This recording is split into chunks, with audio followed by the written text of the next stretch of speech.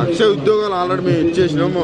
ఈ నిరుద్యోగులు ధర్నా చేసిన వాళ్ళు మొత్తం కూడా ఉద్యోగాలు వద్దని చేస్తున్నారనే మాటలు వినపడతా ఉన్నాయి. ఆ ఉద్యోగాలు వద్దని అంటే చెప్పు తీసుకొని కొడతాం. ఇప్పుడు ఎట్లా ఉందని చెప్పనా, అది తమకు అనుకూలంగా మార్చుకుంటారు. మందుకు పెట్టిన బిడ్డలు మా బిడ్డలు అన్నట్టుగా ఈ గవర్నమెంట్ ఏం చేస్తుంది, లాస్ట్ టైం నోటిఫికేషన్స్ ఇచ్చింది. కేసీఆర్ అనేవాడు మంచి పరిపాలన చేసిండు. కాకపోతే ఒక 2 years బ్యాక్ నోటిఫికేషన్ వేస్తే అయిపో, అవి తీరా ఎలక్షన్ల ముందు వేసరికి వాళ్ళ అకౌంట్ వేసుకుంటారు వీళ్ళు.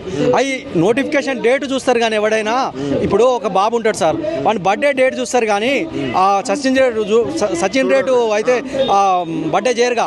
అది అంటే ఇప్పుడు ఇచ్చిన జాబ్లన్నీ గత ప్రభుత్వం ఇచ్చిన నోటిఫికేషన్ ఏమైనా నియమపత్రాలు ఇచ్చి ఇక నల్లగొండ జిల్లాలోనే పూర్తిగా కూడా ఒక సీట్ తప్ప మిగతా గెలిపించిన. వాస్తవానికి నల్లగొండ జిల్లా ఎటుంటే తెలంగాణ ఉద్యమం అయినా శ్రీకాంతాచారి అయినా నల్లగొండ జిల్లా ఎటుంటే అటుంటది. అయితే మేము మార్పు అనుకున్నాం కానీ ఇంత మార్పు వస్తుందని మేము ఎవరూ అనుకోలేదు. మార్పు చాలా ఇక మళ్ళా ఒక 1000 కిలోమీటర్లు గుంత తీసి కాంగ్రెస్ ను బొంద పెట్టాలన్న మార్పు వచ్చింది. ఈసారి కాంగ్రెస్ రావడం కూడా మంచిదైంది. ఎందుకంటే అర్థమైంది యువకులకైనా విద్యార్థులకైనా నిరుద్యోగులకైనా, ఒరే నాయన కాంగ్రెస్ ఇంత, నేను కాంగ్రెస్ పార్టీ, మా తాత 60 ఏళ్ళు కాంగ్రెస్లో ఉండు, మా నాన్న గ్రామ శాఖ అధ్యక్షుడు చేసిండు.